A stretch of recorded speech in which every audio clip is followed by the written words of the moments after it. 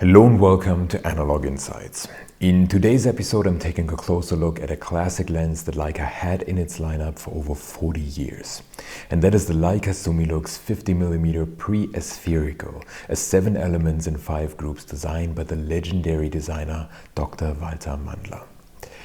This lens here came in 3 different versions. The first one was already introduced in 1959 and only produced until 1961, but this lens here came with a different optical design that was resembling the one of the earlier Leica Summarit f1.5, and because of that it can largely be disregarded for the sake of this video. It becomes much more interesting with version 2 of the lens that was introduced or produced between 1962 all the way up until 1991.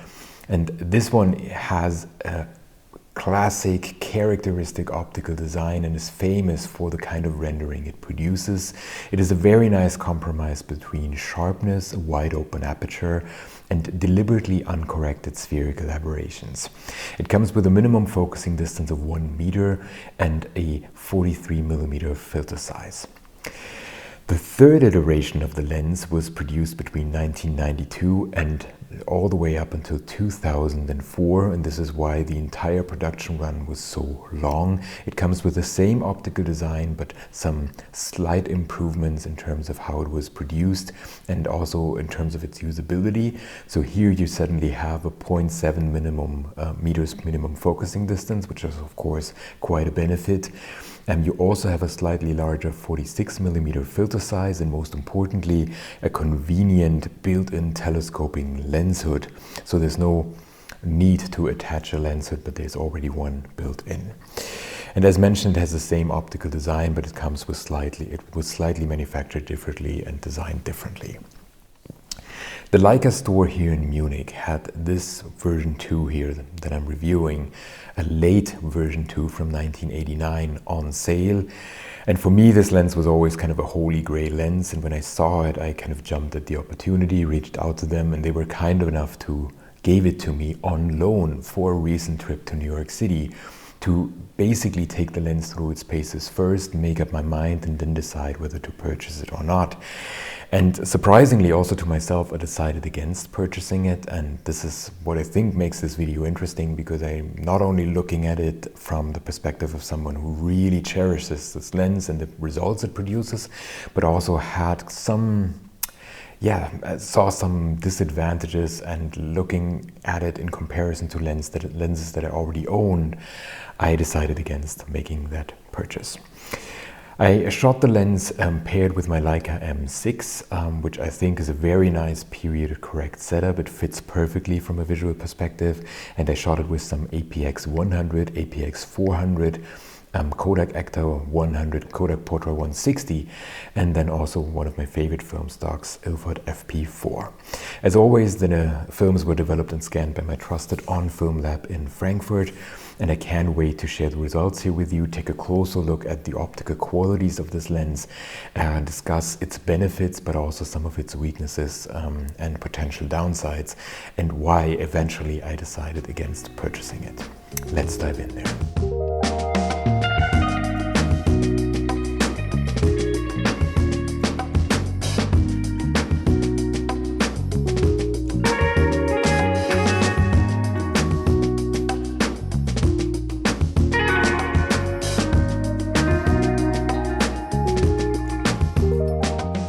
So as touched on, there were 3 different versions of the lens, but for the sake of this video, the first one that is largely based on the Leica Summarit formula can be disregarded.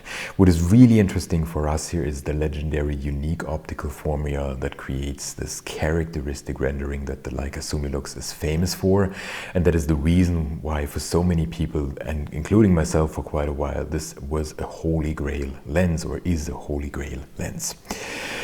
The version 2 here was produced between 1962 and 1991 and was created by the legendary Dr. Walter Mandler. And I want to share a few more words about Dr. Walter Mandler and why he is so important for lights and Leica in general. He created 45 lenses for the Leica M and R mounts, including legendary lenses like the 50mm Noctilux f1 or the 50mm Summicron version 4 that I love so much, and that both of the lenses I have reviewed here on the channel. And arguably, Leica wouldn't be Leica without Dr. Walter Mandler. And his career is also interesting because he was instrumental in setting up the Ernst Lights Canada factory. And he originally was on loan from Wetzlar, but eventually ended up living in Canada for decades and even became a Canadian citizen. And some collectors still believe that made in Wetzlar lenses are superior to made in Canada lenses, but this couldn't be further from the truth, because those in the know that it was Dr. Walter Mandler who was responsible or became responsible for the entire optical lens manufacture in Midland, Ontario, in this particular factory. And he was instrumental in creating certain manufacturing processes, a certain quality control, and looking after the most famous lens formulas that Leitz created in that particular period. And the version 2 here of the Summilux falls right into that period, where arguably he was at he was doing some of his best work. And it offered, as I said, a complete revision of the earlier version 1, coming with superior performance, a much better correction for coma and many other things. And that deliberate compromise between some uncorrected spherical aberrations, but also trying to push the boundaries of innovation to make sure that this lens material and the lens design would be as good as potentially possible, and create a 7 elements and 5 groups design with 12 aperture blades that would create that characteristic look. And the 12 aperture blades are actually quite important here because they stop down in half stops from f1.4 to f16, but even if stopping down just to f2 or f2.8, they help retain that when the lens is stopped down, that the shape of the bokeh balls remains circular. And this contributes, of course, to a very nice out of focus area so that you have smooth, geometrically rounded out of focus highlights. And it contributes to the significant aesthetic appeal of that particular lens and the smooth rendering that it is famous for. The version 2, as mentioned before, also comes with a 43mm filter size and requires an external clip-on lens, and the minimum focusing distance was a little bit of a compromise because it only goes down to 1 meter. Instead of the more common 0.7 meters. It also comes without a focusing tab and a relatively long focusing throw. The version 3 saw some usability updates. You finally have that 0.7 meters minimum focusing distance, a switch to the E46 filter size, and a convenient built-in telescoping lens hood. And crucially, version 3 retains the exact same Mandler optical formula as the version 2 predecessor. And our version here is particularly interesting because it's a late production run from the year 1989. And interestingly, this particular year has historic significance for Leitz because it also marks the end or the closure of the Leitz glass laboratory. And many people don't know that Leitz had its own glass laboratory ever since 1949, and arguably this is a little bit of the secret sauce, the secret Coca-Cola recipe, so to speak, that enabled Leica to create, or Leitz at the time, to create particular, very special optical formulas and test them and refine them that made or helped them achieve f1.4 apertures and successfully correcting aberrations without relying on radioactive materials like thorium oxide and so on. So they really created unique high refraction glass types, including formulations containing the famous lanthanum oxide. And this was only possible in that context of the lab, and 1989 is basically the end of the complete internal control by Leitz about the glasses that they would use for their lenses. Later on, they basically licensed these unique recipes to external suppliers like Schott, the German glass manufacturer that is existing until today. And 1989 basically was the last year where they still had full control about the glass that they were using. It's of course possible that they still had some leftovers that they could still use for the later version 2 lenses. I don't know this. It would make sense that they would have produced a little bit more and then kind of were forced to change the formula when transitioning to version 3, but I don't know this. This is just a rumor.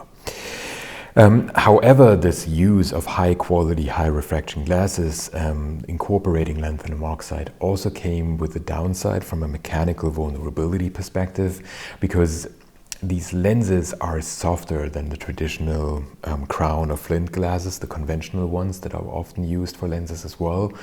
And that, of course, specifically affects the rear and front elements, because these are much more, the softness contributes to them being much more prone to scratches and cleaning marks. And finding a lens from 1989 that is still in fantastic condition and comes with very little cleaning marks is actually very difficult. So if you are in the market for such a lens, I would recommend finding one from the 80s, the late production runs, but not too late. To be sure, it's still Leitz Glass Manufacturing, Leitz Glass Laboratory Glass. But then you would also have to double check how much cleaning marks do I see? Are there really strong scratches in there? Of course, a lot has to happen before it affects the optical correction of the lens and the performance and the micro contrast. And yet it's important to look out for that, because these lenses are so prone for scratches. So this is the context of this lens and the features that it comes with.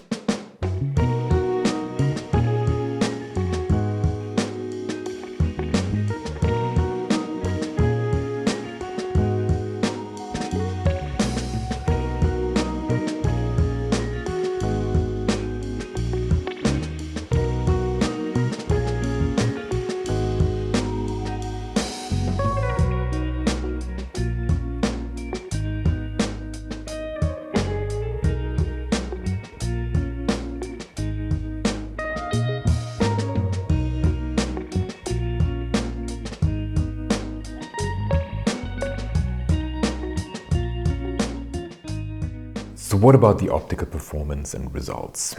This is a truly special lens that renders images in such a characteristic and unique fashion.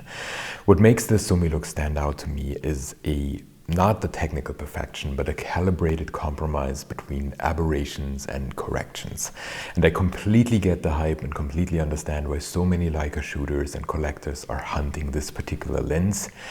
It is really incredible, and I was truly blown away when seeing the results that I got from New York. The most celebrated feature of this lens is, of course, what many people call the Mandler glow, basically how it performs at f1.4. When shot wide open, the lens exhibits a characteristic dreamy, soft rendering with a distinctive glow around the highlights. And technically, this effect stems from intentionally uncorrected spherical aberrations. So unlike modern spherical designs, which utilize a lot of complex elements to virtually eliminate spherical aberrations for maximum sharpness and contrast wide open, the version 2 and 3 here trade this clinical resolution for artistic character.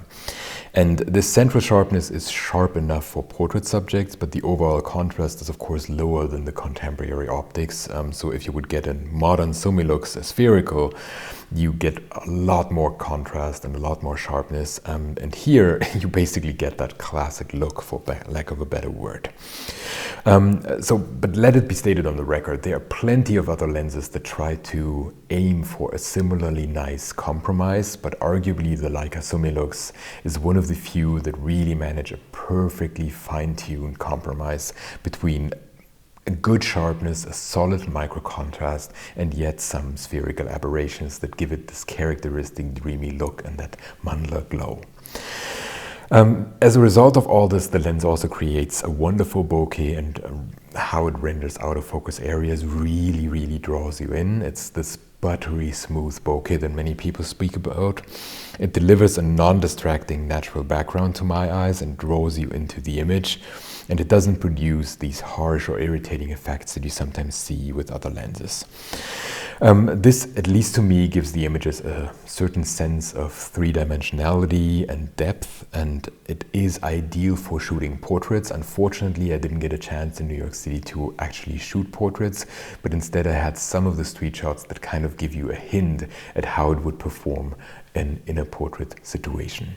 As mentioned, these compromises, there are some compromises as well. So compared to a modern lens design, the Summilux produces noticeable longitudinal chromatic aberrations that are visible as purple or green fringing, especially in high contrast areas, the way you have a dark shadow meeting directly a highlight. In those areas, especially on color film or with the color digital sensor, you can see some color fringing here. You also see some vignetting, definitely at f1.4, but still present at f2. That is something that we see in all sorts of lenses from that era, and typically we don't mind it or even give it credit for a characteristic vintage look. And I think we should. It's only fair to do the same here. If you don't want that, just go for the modern Summilux spherical. Ever since 2004, that was introduced to the market, and that is really corrected for all these kinds of aberrations, and vignetting and all these technical flaws have been removed to a large extent.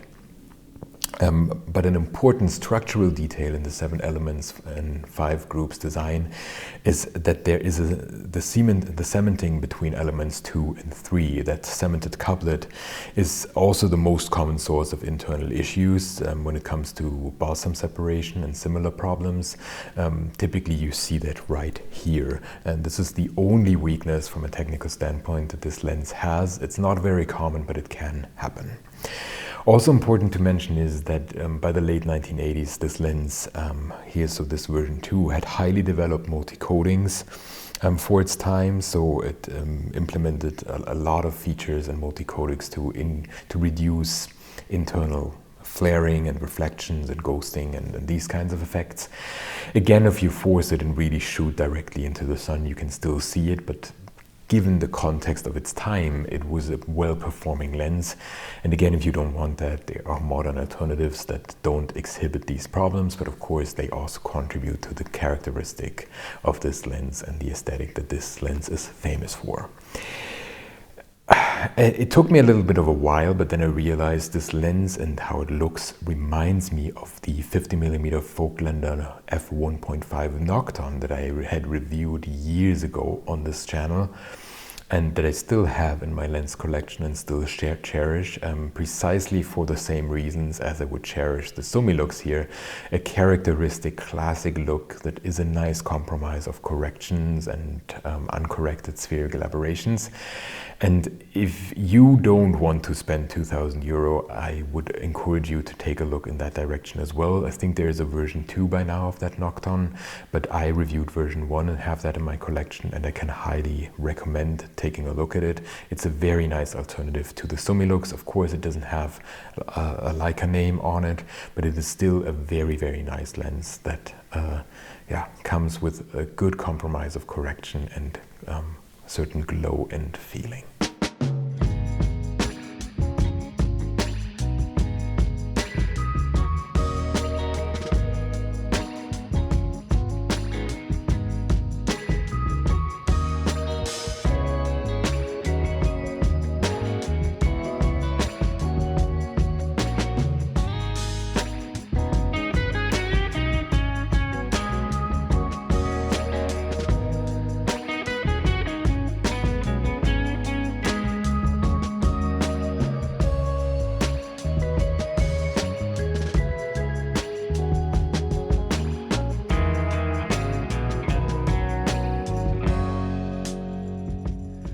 So what about the handling and my personal impressions? I was super excited to finally get my hands on this particular holy grail lens, but coming from a 50mm Leica Summilux from the same era, the version 4 that I reviewed here before, there were also a couple of surprises and I would say even disappointments. And this is, of course, a disappointment is always related to my expectations, so you might feel different about it, but I want to talk openly about it here.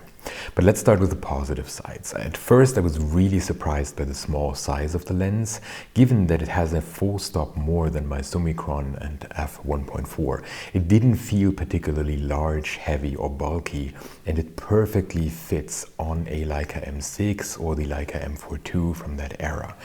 So a beautiful setup, and it doesn't come with any kind of finder blockage and similar problems. This only becomes a topic if you would attach a lens hood, and this is why many people prefer the vented lens hoods, where you can still see most of what is going on through the viewfinder and don't have a strong blockage of your frame.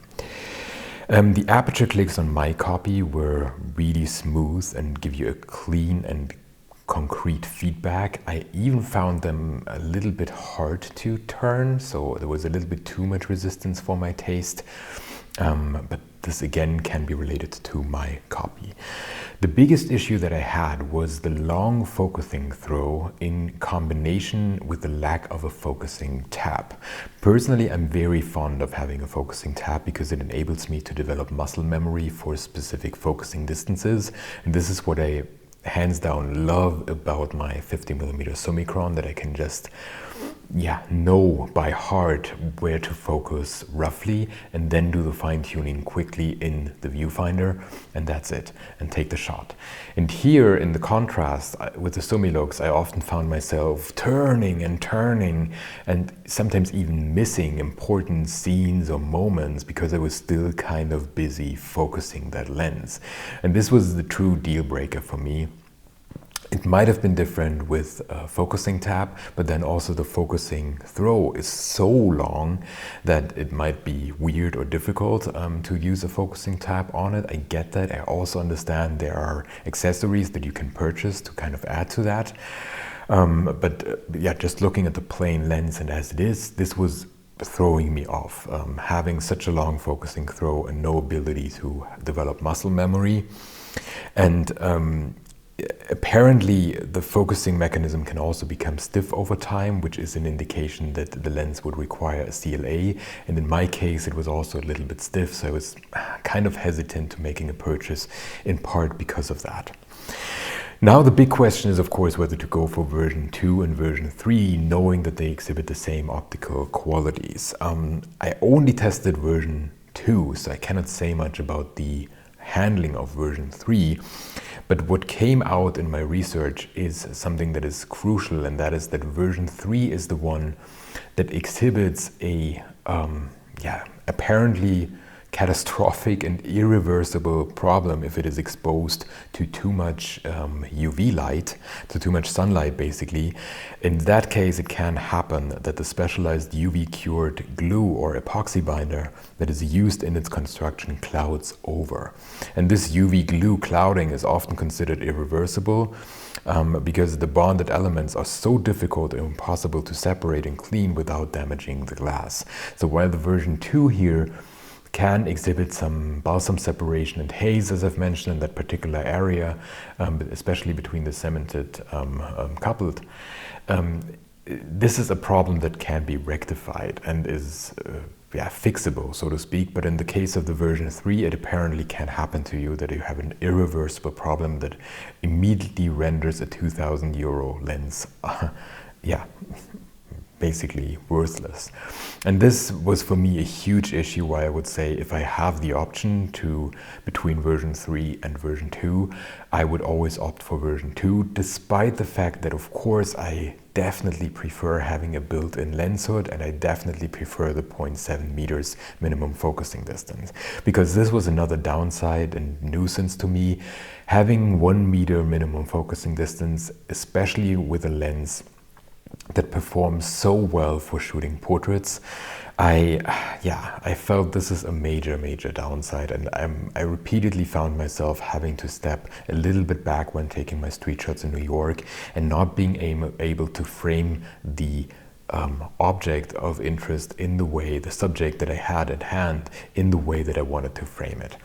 And this is, for me, these were the major downsides, kind of this combination of, okay, it's a 2,000 euro lens, it doesn't have a focusing tab, it has a long focusing throw, and on top of that, it has a minimum focusing distance of 1 meter, so there are plenty of compromises. Plus, of course, looking at my own collection, I do have faster lenses. I have that knocked on with the f1.5,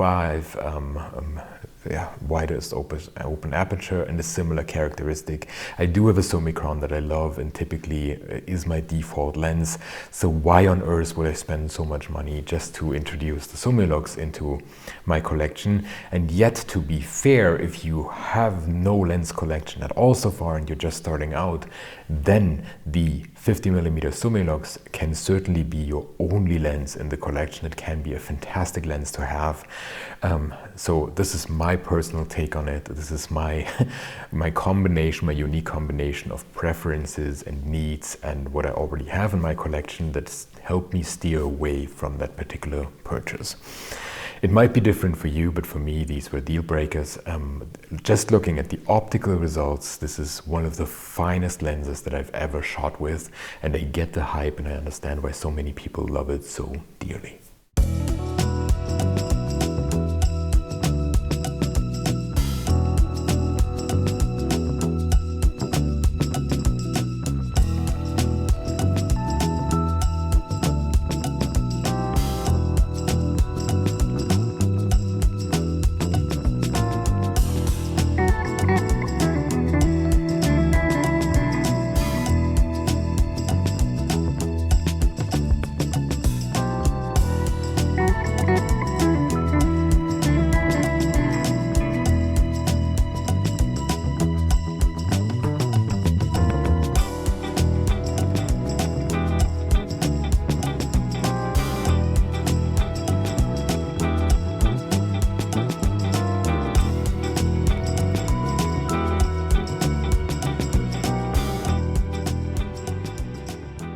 So, thank you very much for watching. I hope you enjoyed this episode of Analog Insights and my review of the 50mm Summilux pre-spherical.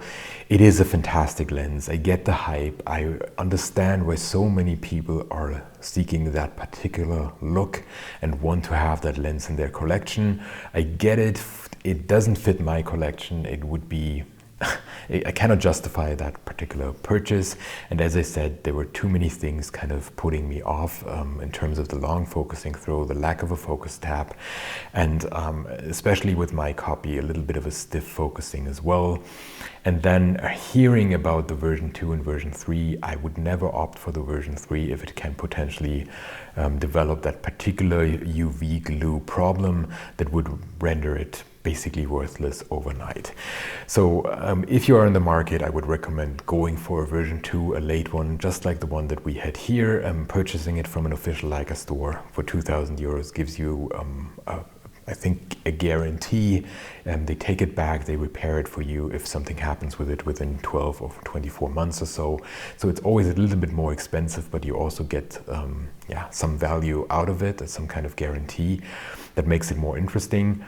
But I understand if you're looking for other sources and try to purchase a little bit less expensive. And as I said, if you don't want to break the bank and still have a similar look, I can point you in the direction of the Vogtländer Knocked-On f1.5 from a couple of years back, or even the newer version that they have released quite a while back as well. These lenses are fantastic as well, and they exhibit similar optical qualities for a completely different price point. It's of course not a Leitz or Leica lens, but it's still a very, very nice performer too. So if you enjoyed this episode, I hope you share it with your friends and maybe like it. And if you want to see more episodes like this, please subscribe to our channel. Jules, Greg, and I really appreciate each and every subscriber coming our way. So thanks for watching. I hope to see you soon. Bye.